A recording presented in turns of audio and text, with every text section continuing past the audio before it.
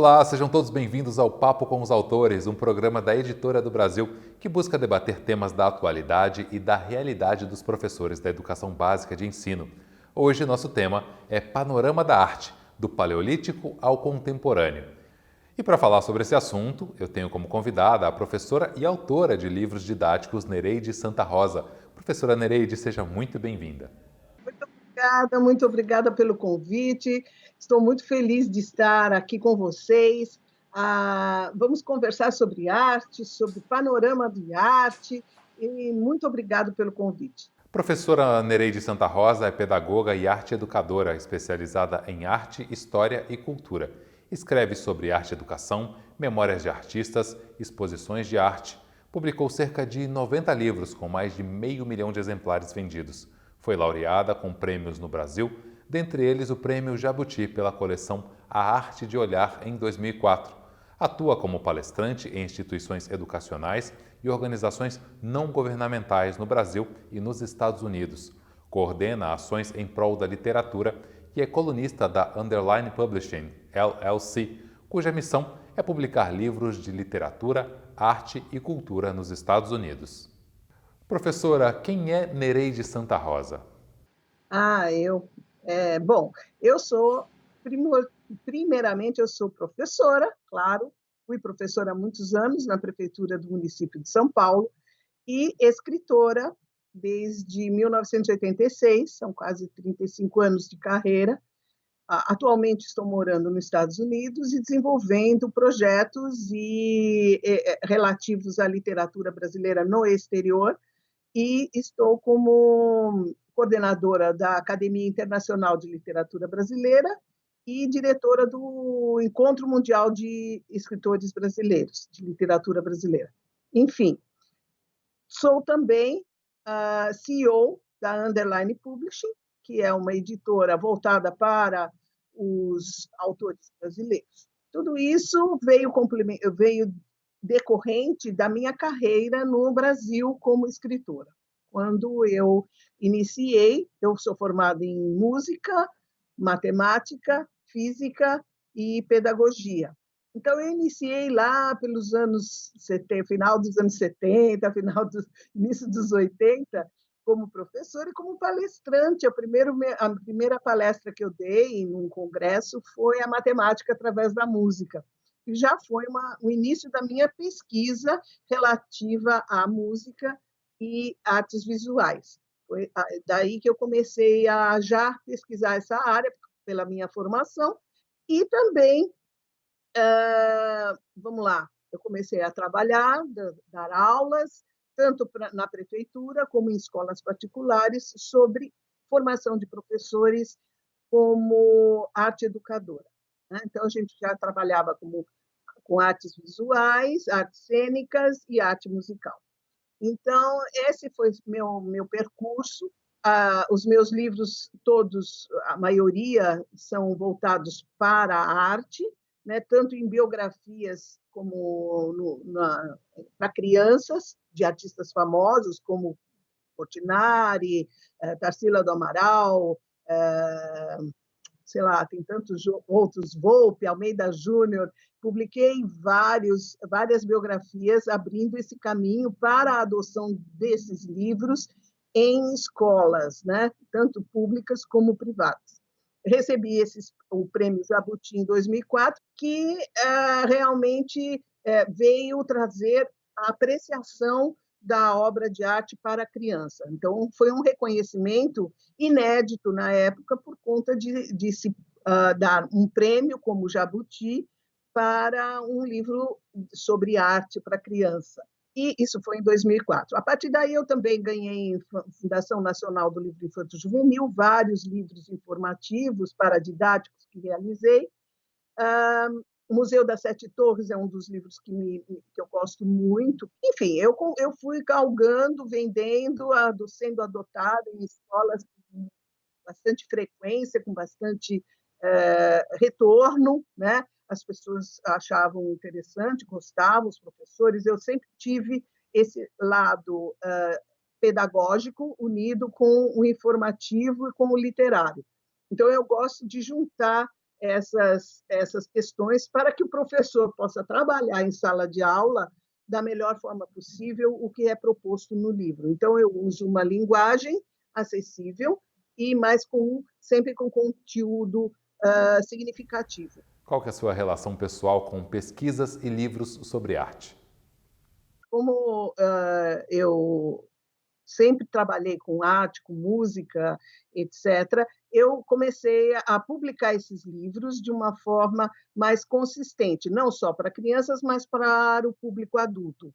Então, a minha pesquisa avançou para a história da arte universal, que é o tema do nosso livro, e também outros segmentos da arte, né? Juntando música e artes cênicas. Essa pesquisa sempre, como eu não escrevo ficcional, ela tem que ser bem profunda, bem dedicada, né? Com muita leitura, com muita pesquisa de diversas fontes para checar toda essa, para chegar a uma conclusão mais exata e correta para passar essa informação. Então, é exaustivo, mas é muito prazeroso. Como foi realizada a pesquisa para o livro Panorama da Arte, do Paleolítico ao Contemporâneo? Então, esse livro, o conteúdo, eu já vinha pesquisando desde a primeira edição que eu tive, com o livro Retratos da Arte. Então, essa pesquisa foi feita assim, por capítulos. Eu fiz uma cronologia, cada capítulo eu pesquisava e mandava para a editora periodicamente, né? Então, capítulo por capítulo foi sendo elaborado, seguindo todas as propostas iniciais que a gente tinha para trabalhar, não só conteúdo cronológico, mas que a gente pudesse passar para o professor uma visão mais ampla do que são as relações entre a história do que aconteceu e o que hoje nós vivemos. Então, a gente tem uma relação muito próxima nas diversas seções do livro. Nessa nova edição que nós estamos lançando agora, que é o Panorama da Arte, o livro foi todo trabalhado para que o professor tivesse essa visão mais holística, mais globalizada do que é a história, porque a cronologia é só um recurso didático, né? O importante é você saber o que é a arte, o que ela te traz, o que ela representa para a sociedade e para a cultura, né? As relações com a história da época, o contexto histórico da época, e o atual, o que reflexo e que consequências essa história da arte tem tanto para aquela sociedade como a sociedade atual.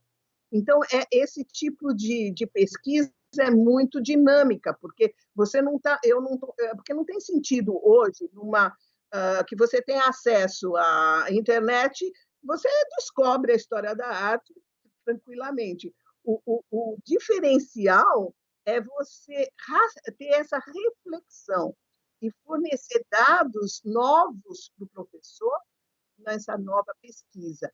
Então, esse foi o grande desafio.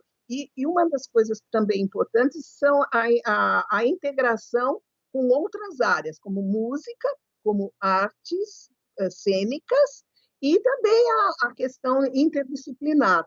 Então, a pesquisa foi bem completa, nós tratamos de temas, de técnicas, enfim, é uma pesquisa bem longa, mas bem atual, bem contextualizada historicamente, procurando atender os 3 eixos do ensino da arte, que é o apreciar, o fazer e o contextualizar.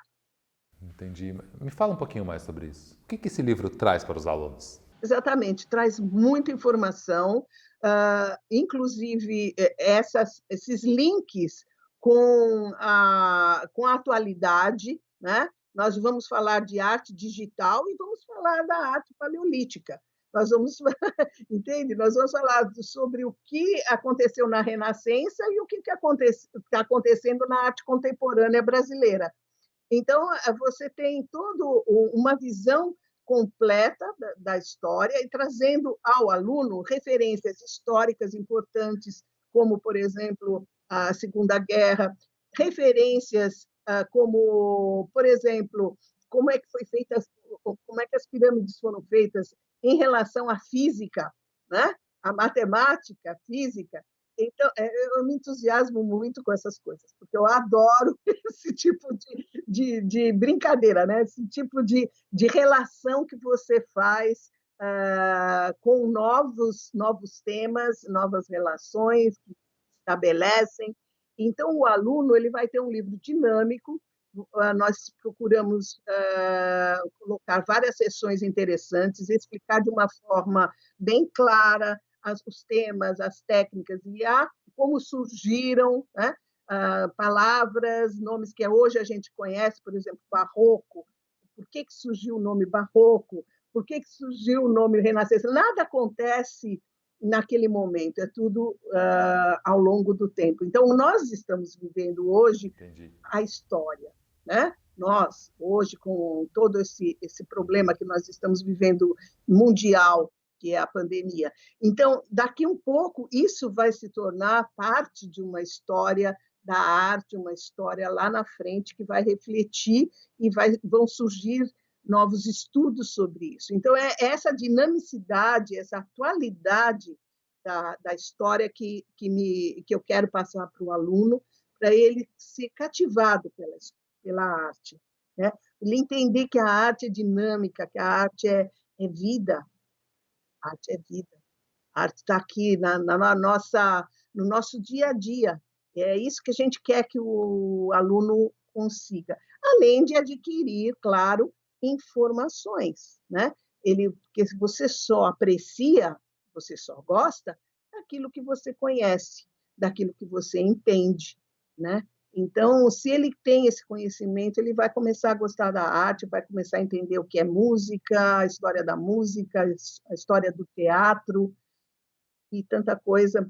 E nós colocamos também várias sessões interessantes, né? E temos também recursos digitais bem atuais para que o aluno fique bem à vontade e interessado no conhecimento. O que você destacaria em seu livro como relevante? Temas, sessões, conteúdos? Eu gosto de tudo, isso é muito estranho, porque o livro foi construído, né, de tal forma para que ele contemplasse todos as questões que eu acho importante. Então, para mim, todos são. Nós temos desde o início, quando você tem uma grande imagem de referência do capítulo, né? Logo no início do capítulo, que o professor pode trabalhar, apreciar e já abre a vontade de ler o capítulo, né? Depois a gente passa para o como surgiu, que vai fazer esse link numa sequência histórica. Nós temos os temas que o autor, que o pintor, o artista, enfim, escolhe naquele período, as técnicas, os recursos que ele tinha, por exemplo, as pedras no Paleolítico, né? Os ossos, e quando surgiu a tinta a óleo, como isso mudou totalmente a arte, né? Quando na música surgiu o piano, quando surgiram os instrumentos que definiam cada tonalidade, as escalas harmônicas, tudo isso são as técnicas, o que isso influencia na produção dos artistas, né? O tempo na arte trabalha com a questão histórica, a arte, a seção interdisciplinar linka aquele período com aquele fato, com algum momento histórico e também com alguma área interdisciplinar, como literatura, física, química, ciências, geografia, estudos sociais, enfim. A seção perspectivas, ela complementa com algumas informações atualizadas sobre a relação atual com o período estudado, né? A música, adoro, claro, toda a gente vai linkando os fatos, os compositores, os momentos importantes da história da música com o período que está sendo tratado no capítulo, assim como artes cênicas. Arte em movimento, que mostra o que está acontecendo tanto no Egito, como também nos maias, na mesma época, por exemplo, entendeu? Então, nós temos uma seção importantíssima do livro, que é a linha do tempo ilustrada, né? Essa linha do tempo ilustrada é um encarte que vem dentro do livro, que vai ser aberto pelo aluno, pelo professor trabalhar, e todos os períodos, se você tem imagens de cada período mostrando o que estava acontecendo em várias partes do mundo naquele momento, entendeu? Então, é bem rico, as imagens mostram, não tem texto, é só realmente através de imagens. E isso já faz uma referência a várias invenções, vários artistas famosos da época. Então, são obras escolhidas em cada setor. Que mais? E as atividades que a gente coloca no final do capítulo também foram escolhidas a dedo. Tem questões que foram colocadas em vestibulares, no Enem, e temos também as experiências estéticas, que é uma proposta para o professor trabalhar a arte com o aluno em sala de aula, para ele produzir arte, né? Então, sempre uma atividade interessante para ele trabalhar. Professora, por que você acha importante para o professor de arte que ele adote o seu livro em sala de aula? Olha, o livro é um facilitador, né? Ele vai instrumentalizar o professor e garantir um conteúdo que ele não precise ele mesmo elaborar, claro. O professor vai ter em mãos um livro bem completo e que leve o aluno a raciocinar, a refletir, a ir além. Se ele quiser ir além, está ali disponível. Nós temos o manual do professor, onde temos o plano de ensino, sugestões de atividades, né? E justificativa perante o planejamento, com competências e habilidades, etc. Isso está tudo redondinho, colocado no manual do professor. Mas, realmente, o que o livro traz é esse suporte para um trabalho consistente com arte, de uma forma bem tranquila, bem segura, né? Nós, por exemplo, nós trabalhamos com uma das coisas mais importantes que eu acho, que nós abordamos a arte brasileira, a história da arte brasileira, a história da arte ocidental, oriental, tanto né, África e Oriente Médio. Então, eu procurei realmente dar uma visão completamente universal e de diferentes culturas. É isso que a gente quer, né? Valorizar todas as culturas, tudo que o ser humano produz como arte. E o professor pode trabalhar isso com uma forma bem rica e fazer com que o seu aluno compreenda o que é arte. Quais as mídias que estão incorporadas ao livro? Olha, a editora do Brasil foi fantástica no sentido de me dar esse suporte todo de recursos digitais. Cada capítulo apresenta um tipo de recurso digital, tá? Então, eu preparei, são conteúdos que complementam e que são, assim, pitorescos até. São assuntos novos, diferenciados daquela que eu escolhi a dedo, tanto para complementar, como também para dar curiosidade ao aluno. Então, nós temos videoaulas, podcasts, temos apresentação em audiovisual, temos infográficos com sequências didáticas, cada capítulo tem um tipo de recurso digital disponível para o aluno, e também interessante, sim, eu acho que vai ser um sucesso. E, além disso, nós temos o vídeo da expedição Brasil Arte, né, que são 4 episódios feitos pela editora do Brasil, que complementam um passeio ao museu, apresentando as obras que a gente fala da arte brasileira, mas nos museus. Então, os recursos são bem dinâmicos. Professora, o que você recomendaria aos professores de artes de modo geral?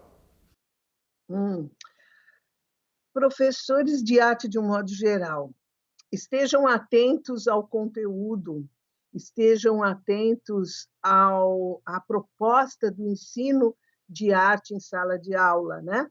Que façam os seus alunos pensarem, analisarem, a terem uma reflexão bem mais ampla do que só alguns segmentos, que tenha conhecimento bem amplo do que é a história da arte, porque a história da arte é a história do ser humano, é a história do homem. Tudo está relacionado e está representado através da arte. Então, o que a gente quer é que eles tenham criticidade.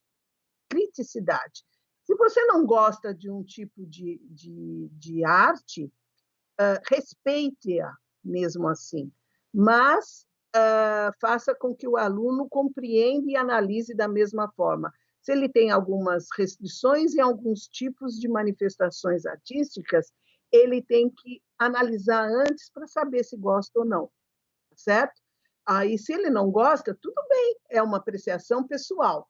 Agora, não podemos boicotar o acesso às informações. Então, é isso que o professor precisa ter em mente quando trabalha com arte em sala de aula. Ter uma visão crítica, reflexiva e levando em conta o contexto histórico de cada época. E, além disso, conhecer temas, conhecer técnicas, né? É muito importante você conhecer também as técnicas, porque elas estão relacionadas aos períodos que a gente vive. Então, hoje, por exemplo, a arte contemporânea, ela reflete, muitas vezes, temas que nós estamos vivendo pessoalmente, né, hoje. Então, certas coisas até meio violentas podem aparecer, porque é reflexo da nossa vida, né, atual, com tanta turbulências por aí. Professora, infelizmente, nós estamos chegando ao final do nosso bate-papo. Você gostaria de deixar alguma consideração final ou alguma mensagem para quem nos assiste? Olha, a minha mensagem é: escrevam, leiam, façam arte. Estou aqui para conversar com vocês, o que vocês precisarem, tá? E como atendendo tanto os professores como os alunos, né? O que eu quero é que a arte se expanda, que a arte seja reconhecida e valorizada, e que traga novos caminhos para os alunos, né? Quem sabe eles compreendam o mundo como é e realizem um excelente trabalho no futuro, né? Como ser humano. É isso que a gente quer. Muitíssimo obrigado pela sua presença. Eu fico por aqui. Fiquem ligados e nos sigam nas nossas redes sociais. Até o próximo programa. Tchau.